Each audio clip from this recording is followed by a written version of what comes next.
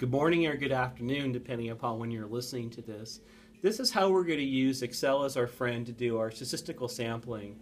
In the past, we've done sampling looking at materiality, and we can still use that, but this would be an example how we randomly can make a choice when we have an example of 12 months in front of us.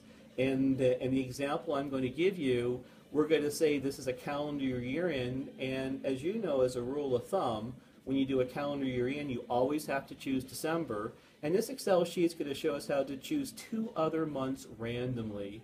And as you know, as a rule in our firm, 20% of the population should be chosen. So if you had 30 invoices, then you're going to want to test 6 of them. So the Excel sheet I'm going to show you will be a basis on how we can use it to make other choices when we do our auditing. So here is an example of when we have 11 months. Again, by default, we're going to choose our 12th month as December. And the first month of the year you can see is January, February, March, etc.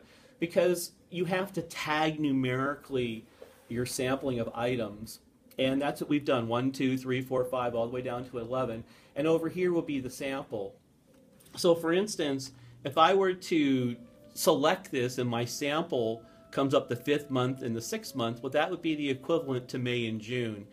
And you can see the 3rd month will always be choosing December. So understanding that, anytime I make any entry into this spreadsheet, it's going to change it. You can see that's July and this is October, and that can be kind of annoying. So there's a workaround, because you wouldn't want to make your selection and then inadvertently hit a key and hence override the selection you made. So here's what you're going to do. You're going to do a control copy, and from there you're going to go up to your screen for the home page, and you're going to paste, and you're going to go into paste as labels, the 3rd choice down.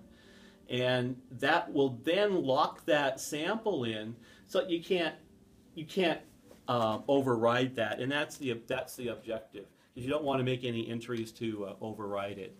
It's very important I show you what the formula looks like, and you can dig into the formula more, but you can see the first column here, the months, that's just the items. You're going to tag those auditors. The first thing you want to do is number things. And then the random table here, well, that's the @rand function that Excel is using, and then we're just going to call out the areas that we're using and where the numbers will be popping up. You can alter this so you can have more selections over here by altering this formula.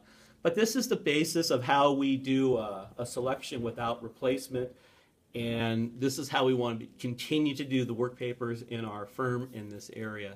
Thank you for your attention.